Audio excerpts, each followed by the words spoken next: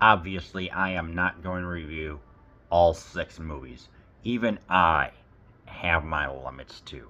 In this 6 movie pack, there's obviously 6 of them. I figured I'm doing this one as a suggestion from a buddy of mine, M, for Blood Diner. First they greet you, and then they eat you. Yes.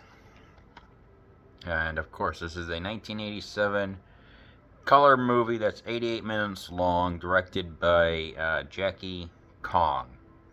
This one's, which is pretty much that two brothers are going to try and revive an ancient Lemurian goddess known as Sheetar, and their uncle, who is taken down by some police, are now he is now a Krang brain from the Teenage Mutant Ninja Turtles. He has the eyes and the brain.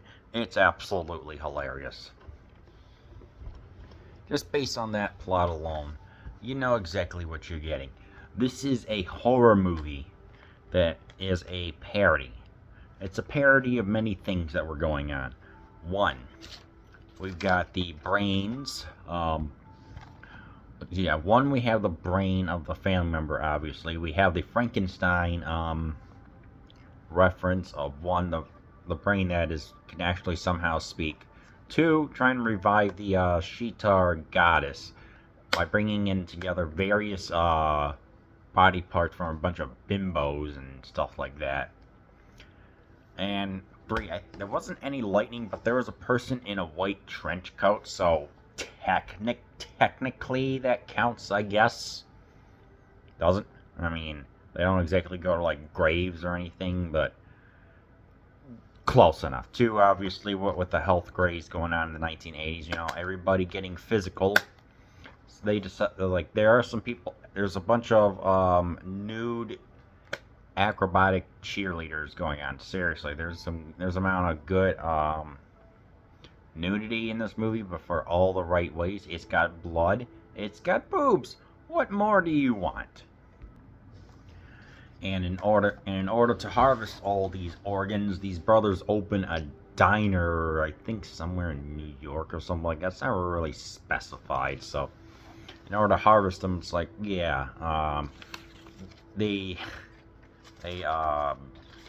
try and get some. Their diner is actually just a front for all the billings and everything that go on, and they take the some of the body parts and use them as the secret ingredient. So technically, kind of being like pulling off a fried green tomatoes. Yeah, seriously, that one certain movie. You know which one I'm talking about. I was not expecting that. Oh, anyway. Yeah, this movie is a parody of everything going on. Obviously, it works pretty well, I got enjoyment from it. It's like, it's funny. It's funny, and it takes the parody and cranks it to such a good level of all the Herschel Gordon Lewis. I had to guess probably like the American Lucio Fulci. Definitely one of the Godfathers. Anyway, this movie felt like a tribute to him. There's a good amount of the blood that we love, of all the viscera. The kills here are really good. I mean, it's like when you had all those cheerleaders or whatever, we all get to see all the viscera and everything. One of the cops says, "Hey, there will be no disrespect for the life whilst I am here on patrol. Let's get out of this goulash and head on to the scene," so you can kind of tell what type of witticisms there are about here. And it's like they're trying to build. The uncle is like saying, "Hey, we're like." It's like Sheetar hasn't been around for millions of years. Lo and behold, there's also a couple of other cops who are part of this task force or whatever, and lo and behold, they just happen to have knowledge. There's always the point in the movie where they discover some cult, and at first they think it's like a motorcycle group called the Cannibals that are ironically vegetarians, But then they discover it's like, oh, there's the Lumerians, descendants of these Lumerians that are trying to revive their goddess known as Sheetar. That's always one of the cliches, and I'm just like, well, can't exactly, yeah, gotta have that too. They're willing to do anything to try and stop it, which is always very interesting to see. I don't know. It's just such a convention or trope that you just gotta love it. But yeah, definitely with all the gore and everything. The ending when there's this massive rave going on. Excuse me. With this massive party going on. It's like, hey, in order to complete, it's like the uncle says, in order to complete the ritual, the majority of the participants need to voluntarily eat meat, which is just the viscera from the people that they just pretty much just butchered alive, and it's just so wrong, but simultaneously it's just so right. And I'm like, that's the type of humor I like to see. Instead of just having like an Aztecian blood ritual, let's just have people just consume viscera that will lead to the goddess's resurrection. And I'm thinking, yes, I like this. There's also an unexpected wrestling match about halfway through, and I'm like, what? I mean, I know that the 80s was very popular, so in order to establish it, it's like, one, let us have the one of the brothers who was watching it on a grainy TV, but is somehow very calculating when it comes to like chopping the tomatoes and onions and stuff like that.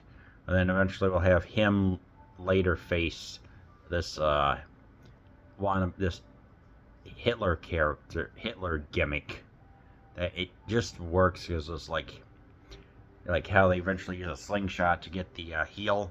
Eventually the brothers manage to overpower him and kind of get one of his legs, and I'm just like, well, okay then. I was not expecting that.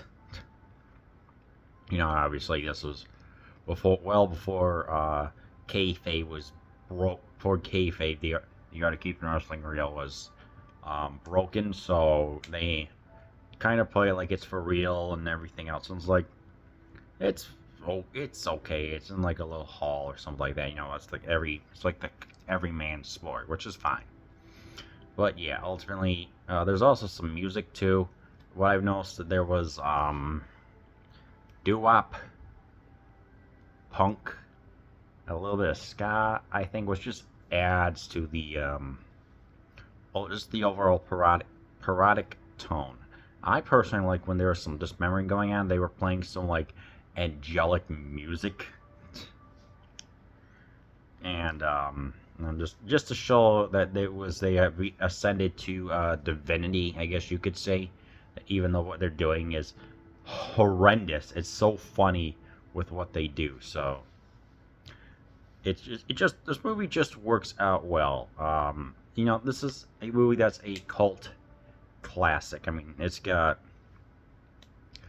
5,000, I think 5,035 ratings on the IMDb of like a 5 or a 6, and I'm like, yeah, that's about right.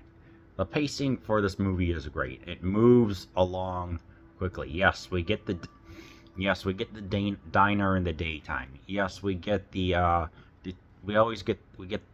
police force. We get the detectives. We get the uncle commanding his two idiot nephews to how to revive their goddess, and I'm like, it's good. It's like it's not going to go down and get bogged by stupid stuff. Let's get some eliminations. Let's get the goddess revived.